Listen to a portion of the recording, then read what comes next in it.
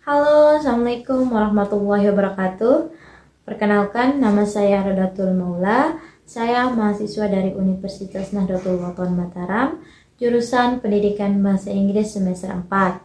Oke, di video ini saya akan membahas materi tentang SpeechX. Adapun rangkaian akan kita bahas, kita akan mulai dari pertama, definition of SpeechX, kemudian ada Austin Classification, kemudian ada Searle's Dictionary of SpeechX, dan ada Direct versus Indirect of SpeechX, and the last ada Velocity Condition. Oke, maka dari itu langsung saja kita ke materi. Oke, pertama kita akan membahas tentang definisi dari SpeechX. Adapun definisi dari SpeechX tersebut adalah suatu ucapan yang tidak hanya sekedar menyampaikan informasi, tetapi juga terkandung suatu tindakan seperti meminta, memerintah, berjanji, dan yang lainnya. Langsung saja, contohnya seperti kalimat tutup jendela itu. Itu bukan hanya sekedar suatu ujaran, tapi juga suatu tindakan memerintah seseorang untuk menutup jendela itu. Selanjutnya ada klasifikasi SpeechX menurut Austin.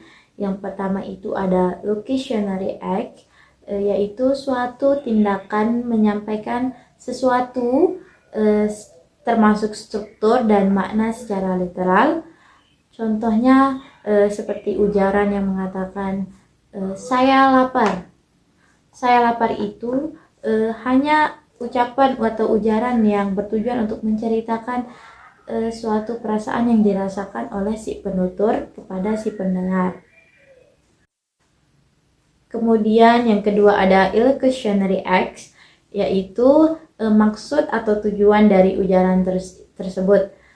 Contoh dari kalimat yang sebelumnya yaitu saya lapar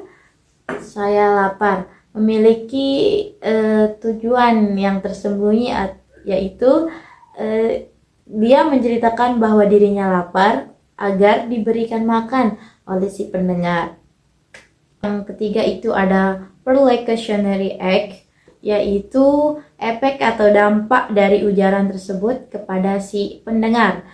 Contohnya tadi yaitu kalimat saya lapar, efek kepada pendengarnya yaitu dia memberikan makan kepada si penutur. Mungkin itu saja, kemudian kita akan lanjut ke materi berikutnya. Selanjutnya, adapun klasifikasi illustrationary act menurut John Searle, ia membagi tindak tutur kata menjadi 5 aspek utama, yaitu yang pertama ada assertive, yaitu ujaran yang menyatakan sesuatu yang bertujuan untuk menyampaikan suatu kebenaran. Contohnya seperti kalimat bumi itu bulat. Bumi itu bulat adalah suatu kebenaran yang disepakati oleh banyak ilmuwan atau banyak orang. Kemudian yang kedua ada directive. Directive adalah ujaran yang bertujuan untuk meminta orang lain untuk melakukan sesuatu, atau kata lain memerintah. Contohnya tolong tutupkan pintu itu.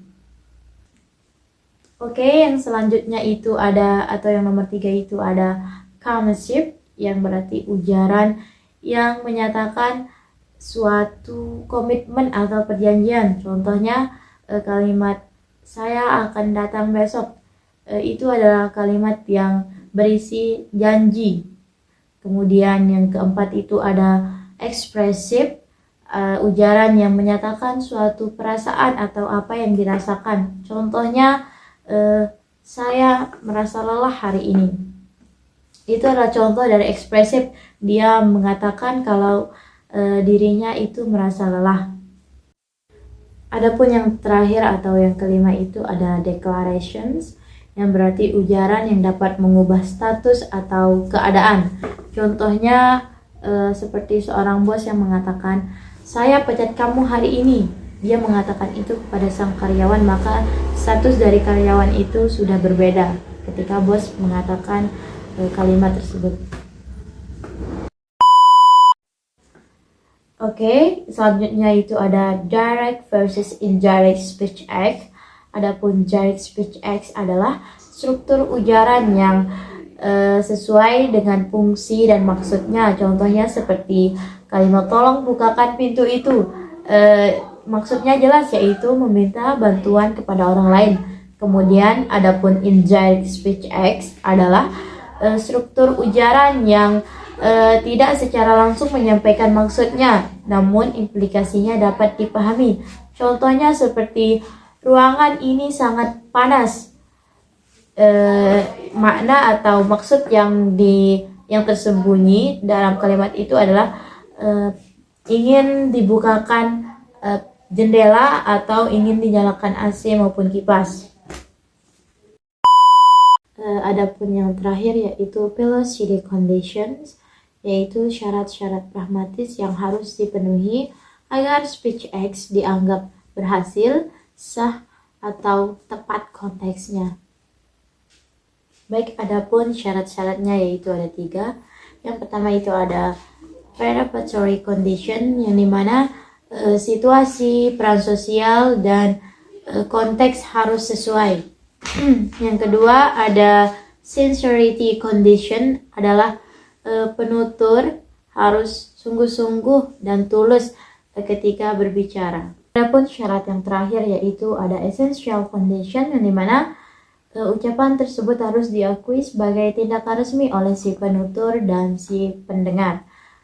Baik, mungkin itu saja ringkasan materi dari speech acts. Terima kasih karena sudah menonton, dan saya Rodatul Maula undur diri. Bye-bye. Assalamualaikum warahmatullahi wabarakatuh.